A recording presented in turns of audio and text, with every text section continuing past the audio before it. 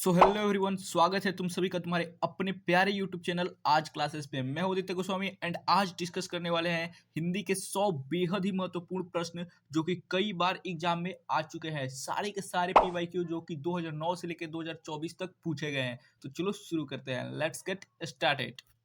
आओ प्यारे, सबसे पहले क्वेश्चन को देख लेते हैं। पहला क्वेश्चन यहाँ पर देख तो क्या कह रहा है, बाल कृष्ण भट्ट किस काल के रचनाकार हैं? तो यहाँ पर आधुनिक काल के रचनाकार हैं, याद रखना। ऑप्शन नंबर डी बिल्कुल राइट आंसर है। एंड बाल कृष्ण भट्ट की जन्म कब हुआ था? तो 23 जून 1844 ईस्वी को हुआ था, याद रखना। एंड ये किस चैप्टर के राइटर है? तो बातचीत, याद रखना, बातचीत। चलो प्यारे नेक्स्ट क्वेश्चन की ओर चलते हैं। नेक्स्ट क्वेश्चन यहाँ पर देख तो क्या कह रहा है, नेक्स्ट क्वेश्चन यहाँ पे कह रहा है बाल कृष्ण भट्ट की रचना बातचीत क्या है? क्या है? तो याद रखना ललित निबंध है। क्या है? ललित निबंध है। एंड इनकी मृत्यु कब हुई थी? तो 20 जुलाई 1914 ईस्वी को। ये भी याद रखना, बहुत इंपॉर्टेंट क्वेश्चन है। चलो नेक्स्ट क्वेश्चन की ओर चलते हैं। नेक्स्ट क्वेश्चन यहाँ पर देख तो क्या कह रहा है, नेक्स्ट क्वेश्चन कह रहा है बातचीत शीर्षक निबंध के निबंधकार का नाम बताएं। तो बालकृष्ण भट्ट है, अभी हमने डिस्कस किया है। एंड चंद्रधर शर्मा गुलेरी किस चैप्टर के राइटर हैं? तो उसने कहा था, उसने कहा था। रामधारी सिंह दिनकर तो अर्धनारीश्वर के राइटर हैं, रामधारी सिंह दिनकर। एंड ये भी बहुत ही बेहतरीन चैप्टर है। चलो नेक्स्ट क्वेश्चन की ओर चलते हैं। नेक्स्ट क्वेश्चन यहाँ पर देख तो क्या कह रहा है, नेक्स्ट क्वेश्चन यहाँ पे कह रहा है बालकृष्ण भट्ट का जन्म कब हुआ था? अभी हमने आपको बताया बालकृष्ण भट्ट का जन्म कब हुआ था? तो 23 जून 1844 को। मृत्यु कब हुई थी? तो 1814 को। चलो नेक्स्ट क्वेश्चन की ओर चलते हैं। नेक्स्ट क्वेश्चन यहाँ पर देख तो क्या कह रहा है, नेक्स्ट क्वेश्चन कह रहा है बालकृष्ण भट्ट का निधन कब हुआ था? वही क्वेश्चन डिटो आ चुका है। तो 20 जुलाई 1915 ईस्वी को। और इनकी माता का क्या नाम था? तो पार्वती देवी। एंड इनके पिता का क्या नाम था? तो बेनी प्रसाद भट्ट, याद रखना, बेनी प्रसाद भट्ट। एंड इनके पिता का नाम पीवाईक्यूज में कई बार आ चुका है, इसलिए इसको याद रखना। चलो नेक्स्ट क्वेश्चन की ओर चलते हैं। नेक्स्ट क्वेश्चन यहाँ पर देख तो क्या कह रहा है बालकृष्ण भट्ट का निवास स्थान कहाँ था? तो इलाहाबाद उत्तर प्रदेश, याद रखना। ऑप्शन नंबर डी बिल्कुल राइट आंसर है, इलाहाबाद उत्तर प्रदेश। चलो नेक्स्ट क्वेश्चन की ओर चलते हैं। नेक्स्ट क्वेश्चन यहाँ पर देख तो क्या कह रहा है, नेक्स्ट क्वेश्चन यहाँ पे कह रहा है बालकृष्ण भट्ट ने लगभग कुल कितने निबंध लिखे थे? तो 1000 निबंध लिखे थे, लगभग लगभग। ऑप्शन नंबर ए जो है बिल्कुल राइट आंसर है। चलो प्यारे नेक्स्ट क्वेश्चन की ओर चलते हैं। नेक्स्ट क्वेश्चन यहाँ पर देख तो क्या कह रहा है, नेक्स्ट क्वेश्चन यहाँ पे कह रहा है बालकृष्ण भट्ट के प्रहसन का नाम बताए। क्या नाम है? तो याद रखना जैसा काम वैसा परिणाम, ये भी उन्हीं का है। नई रोशनी का विष, ये भी उन्हीं का है। अचार का विडंबना, ये भी उन्हीं का है। यानी कि ये तीनों, ऑप्शन नंबर डी बिल्कुल राइट आंसर है। चलो नेक्स्ट क्वेश्चन की ओर चलते हैं। नेक्स्ट क्वेश्चन यहाँ प्रदेश तो क्या कह रहा है, नेक्स्ट क्वेश्चन कह रहा है कौन सा उपन्यास बालकृष्ण भट्ट ने नहीं लिखा था? याद रखना। तो कौन सा उपन्यास उन्होंने लिखा था? तो अजात शत्रु। ऑप्शन नंबर जो बी है बिल्कुल राइट आंसर है, अजात शत्रु उनकी नहीं है। बाकी रहस्य कथा, नूतन ब्रह्मचारी, 100 अजान, एक सुजान, गुप्त बैरी, रसातल यात्रा, उचित दक्षिणा, हमारी घड़ी, सद्भाव का भाव, ये सारी उनकी रचनाएं हैं। एंड ये सारे के सारे इंपॉर्टेंट रचनाएं हैं जो कि कई बार एग्जाम में आ चुके हैं, तो इन सब के नाम याद कर लेना। चलो नेक्स्ट क्वेश्चन की ओर चलते हैं। नेक्स्ट क्वेश्चन यहाँ पर देख तो क्या कह रहा है, नेक्स्ट क्वेश्चन यहाँ पे कह रहा है खाली जगह को भरे अनेक प्रकार की शक्तियां जो वरदान की भांति ईश्वर ने मनुष्य को दी है, उनमें से एक है। क्या है? तो वाक शक्ति, बोलने की क्षमता है। ये भी बातचीत से क्वेश्चन लिया गया है। तो ऑप्शन नंबर सी बिल्कुल राइट आंसर है, बोलने की क्षमता, जो कि एक अनमोल भेंट है भगवान की द्वारा दी गई। यहाँ पर देख तो एडिशन का मत क्या है, एडिशन का क्या मानना है, असल बातचीत सिर्फ दो लोगों के, व्यक्तियों के बीच में हो सकती है। अगर कोई तीसरा आ जाए तो बातचीत बिगड़ जाती है, बतंगड़ हो जाती है, उसमें वो रस नहीं रहता। तो ये एडिशन का मानना था। चलो नेक्स्ट क्वेश्चन की ओर चलते हैं। नेक्स्ट क्वेश्चन यहाँ पर देख तो क्या कह रहा है, नेक्स्ट क्वेश्चन कह रहा है बातचीत शीर्षक निबंध किस विधा की रचना है? तो निबंध है, याद रखना। क्या है? निबंध है। एंड यहाँ पर देख तो उसने कहा था, ये क्या है? तो कहानी है। अर्धनारीश्वर निबंध है। जूठन क्या है? आत्मकथा है। चलो नेक्स्ट क्वेश्चन की ओर चलते हैं। नेक्स्ट क्वेश्चन यहाँ पर देख तो क्या कह रहा है, नेक्स्ट क्वेश्चन यहाँ पे कह रहा है बातचीत शीर्षक निबंध के अनुसार जो कुछ मवाद या धुआं जमा रहता है वो भाप बनकर निकल पड़ता है बातचीत के जरिए। किसके जरिए? बातचीत के जरिए। एंड ये भी क्वेश्चन 2 नंबर में डिट्टो के डिट्टो ऐसे ही पूछा जाता है, तो इस क्वेश्चन को याद कर लो, क्योंकि ये 2 नंबर वाले क्वेश्चन का आंसर हो जाएगा। चलो नेक्स्ट क्वेश्चन की ओर चलते हैं। तो चलो नेक्स्ट क्वेश्चन की ओर चलते हैं। नेक्स्ट क्वेश्चन यहाँ पर देख तो क्या कह रहे हैं, नेक्स्ट क्वेश्चन यहाँ पे कह रहा है बालकृष्ण भट्ट प्रारंभ में किस विषय का अध्ययन किए? किस विषय का अध्ययन किए? तो याद रखना संस्कृत का। किस विषय का अध्ययन किए? तो संस्कृत का अध्ययन किए। चलो नेक्स्ट क्वेश्चन की ओर चलते हैं। नेक्स्ट क्वेश्चन यहाँ पर देख तो क्या कह रहा है, नेक्स्ट क्वेश्चन कह रहा है उसने कहा था कहानी के नायक है। उसने कहा था कहानी के नायक कौन है? तो लाहना सिंह है। लाहना सिंह जो कि युद्ध में लास्ट में मारे जाते हैं। क्यों मारे जाते हैं? क्योंकि वो सूबेदारनी को, बेटे को बचाने के चलते वो खुद अपनी जान की कुर्बानी दे देते हैं, क्योंकि उसने कहा था, क्या कहा था? कि मेरे पति और मेरे बेटे की रक्षा करना। तो चलो नेक्स्ट क्वेश्चन की ओर चलते हैं। नेक्स्ट क्वेश्चन यहाँ पर देख तो क्या कह रहा है, नेक्स्ट क्वेश्चन कह रहा है उसने कहा था किस प्रकार की कहानी है? तो कर्म प्रधान कहानी है। याद रखना, कर्म प्रधान कहानी है। उसने जुबान दिया था तो अपने कर्म पर अडिग रहे और उस जुबान को पूरा किया। चलो नेक्स्ट क्वेश्चन क्वेश्चन की ओर चलते हैं। नेक्स्ट क्वेश्चन यहाँ पर देख तो क्या कह रहा है, नेक्स्ट क्वेश्चन कह रहा है उसने कहा था कहानी में किस शहर का चित्रण किया गया है। उसने कहा था कहानी में किस शहर का चित्रण है, तो अमृतसर का, याद रखना अमृतसर का। और लड़का जो था वो कितने साल का था, तो 12 साल का। और लड़की जो थी वो कितने साल की थी, 8 साल की। और लड़के कौन थे, लहना सिंह। और वो लड़की कौन थी, सूबेदार ने, जिनकी शादी सूबेदार से होती है। चलो नेक्स्ट क्वेश्चन की ओर चलते हैं। नेक्स्ट क्वेश्चन यहाँ पर देख तो क्या कह रहा है, नेक्स्ट क्वेश्चन यहाँ पे कह रहा है जर्मन लप्टन को किसने मार गिराया। जर्मन लप्टन को किसने मार गिराया, लहना सिंह ने। वो नकली सिख का भेष धरकर और इन्हीं के ग्रुप में आ गया था बम लेकर इनको मारने के लिए। तो इनको पता चल जाता है क्योंकि वो बीड़ी पीता है, एंड कभी भी कोई सिख बीड़ी नहीं पी सकता, यही कारण है कि वो पकड़ा जाता है। तो ऑप्शन नंबर बी बिल्कुल राइट आंसर है। चलो नेक्स्ट क्वेश्चन की ओर चलते हैं। नेक्स्ट क्वेश्चन यहाँ पर देख तो क्या कह रहा है, नेक्स्ट क्वेश्चन कह रहा है उसने कहा था किस वर्ष की रचना है, तो 1915 ईस्वी की। ऑप्शन नंबर ए बिल्कुल राइट आंसर है, 1915 ईस्वी की। तो चलो नेक्स्ट क्वेश्चन की ओर चलते हैं। नेक्स्ट क्वेश्चन यहाँ पर देख तो क्या कह रहा है, नेक्स्ट क्वेश्चन यहाँ पे कह रहा है चंद्रधर शर्मा गुलेरी का जन्म कब हुआ, तो याद रखना 7 जुलाई 28 ईस्वी को हुआ था। उनके पिताजी का क्या नाम था, तो शिवराम नाम था, याद रखना शिवराम। तो चलो नेक्स्ट क्वेश्चन की ओर चलते हैं। नेक्स्ट क्वेश्चन यहाँ पर देख तो क्या कह रहा है, नेक्स्ट क्वेश्चन यहाँ पे कह रहा है चंद्रधर शर्मा गुलेरी का निधन कब हुआ, तो याद रखना उनका 12 सितंबर 1920 को निधन हुआ था। 12 सितंबर 1920 को निधन हुआ था।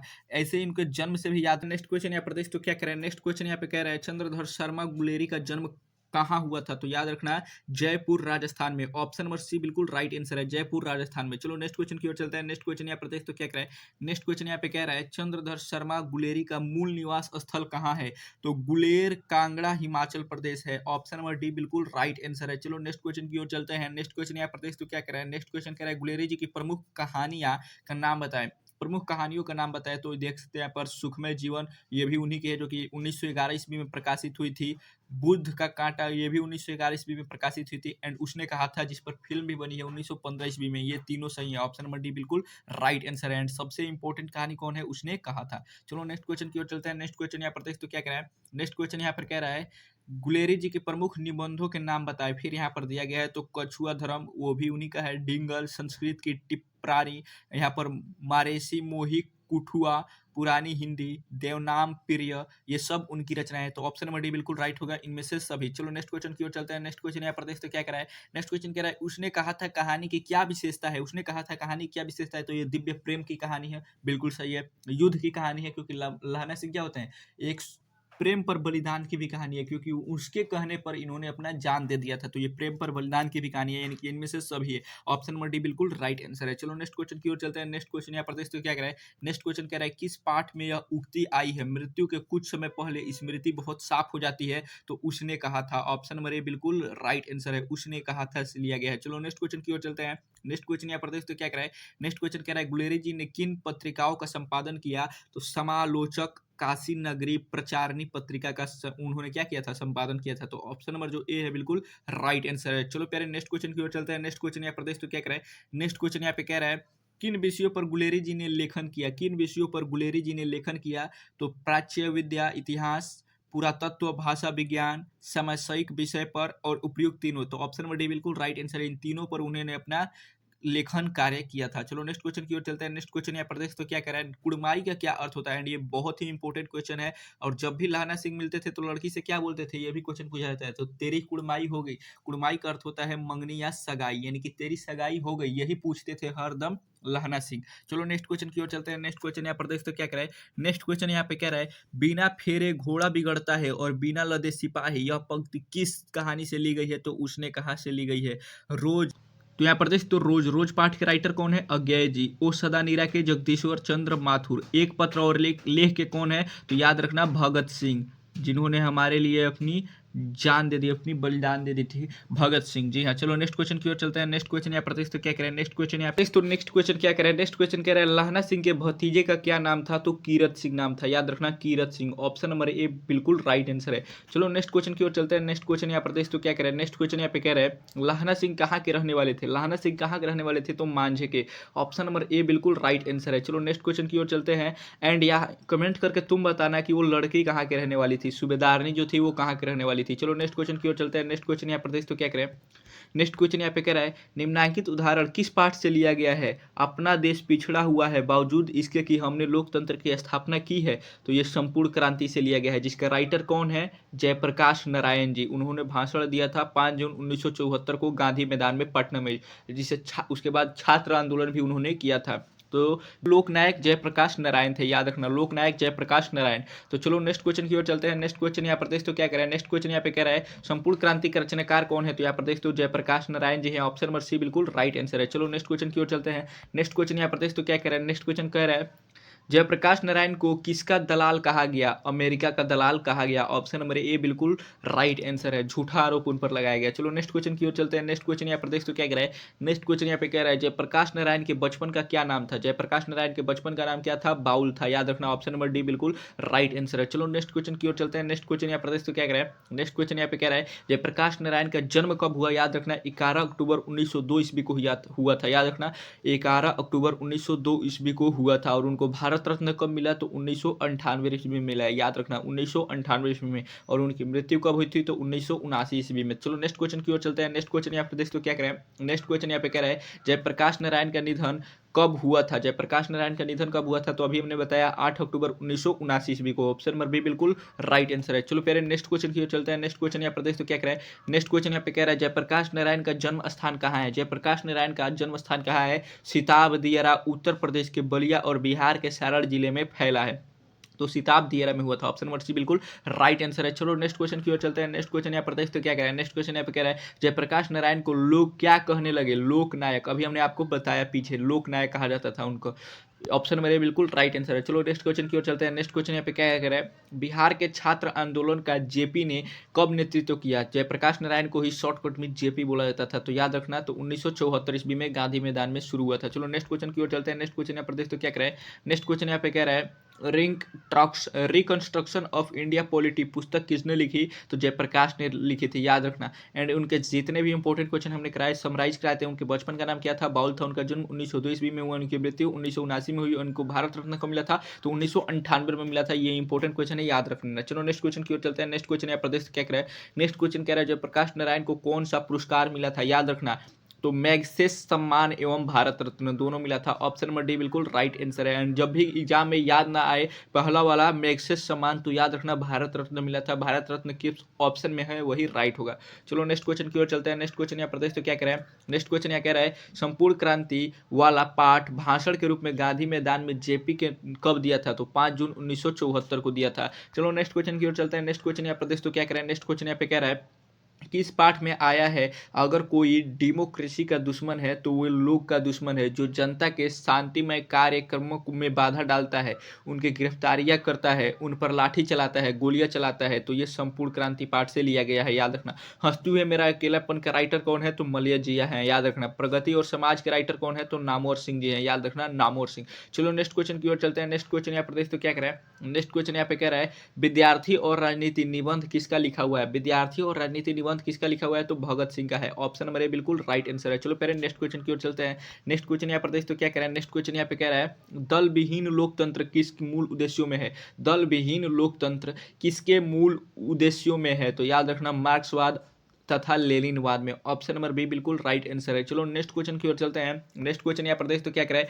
नेक्स्ट क्वेश्चन यहाँ पे कह रहा है जयप्रकाश नारायण किस आंदोलन के क्रम में जेल गए, तो याद रखना सविनय अवज्ञा आंदोलन के क्रम में जेल गए थे। ऑप्शन नंबर सी बिल्कुल राइट आंसर है। चलो प्यारे नेक्स्ट क्वेश्चन की ओर चलते हैं। नेक्स्ट क्वेश्चन यहाँ पर देख तो क्या कह रहा है। नेक्स्ट क्वेश्चन कह रहा है जयप्रकाश नारायण मार्क्सवादी कब बने थे, तो 1924 ईस्वी में। ये क्वेश्चन भी बहुत इंपॉर्टेंट है, बहुत बार एग्जाम में आ चुका है कि जयप्रकाश नारायण मार्क्सवादी कब बने थे, तो 1924 ईस्वी में। एंड यहाँ पर हमने 50 बहुत ही इंपॉर्टेंट क्वेश्चन डिस्कस कर लिए। इनमें से तुम कितने सही किए हो नीचे कमेंट करके बताना। एंड वीडियो अच्छा लगा होगा, हेल्पफुल लगा होगा, तो अपने किसी दोस्त 3 दोस्तों के पास शेयर करके एंड उनको भी थोड़ी सी मदद पहुंचाना, ताकि उनकी भी एग्जाम की प्रिपरेशन अच्छी हो सके। और कुछ नहीं चाहिए तुमसे।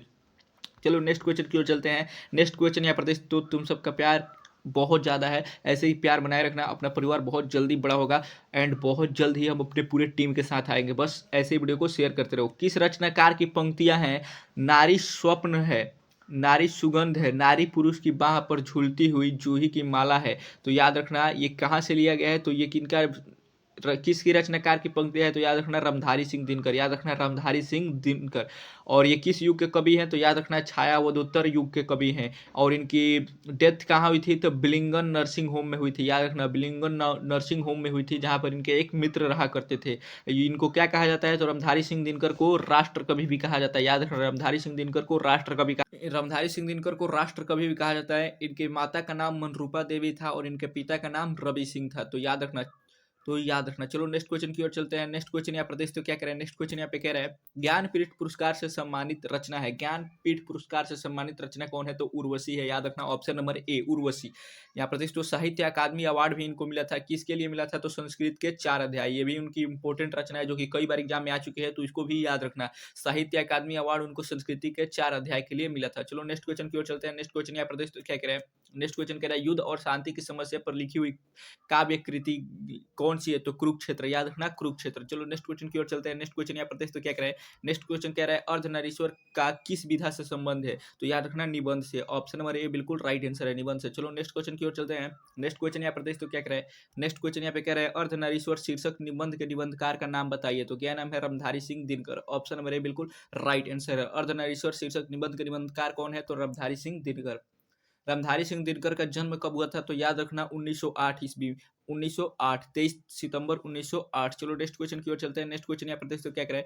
दिनकर जी का निधन कब हुआ था? तो 24 अप्रैल 1974 को, ऑप्शन नंबर सी बिल्कुल राइट आंसर है। चलो नेक्स्ट क्वेश्चन की ओर चलते हैं। नेक्स्ट क्वेश्चन यहाँ पर क्या कह रहा है? रामधारी सिंह दिनकर का जन्म कब हुआ था?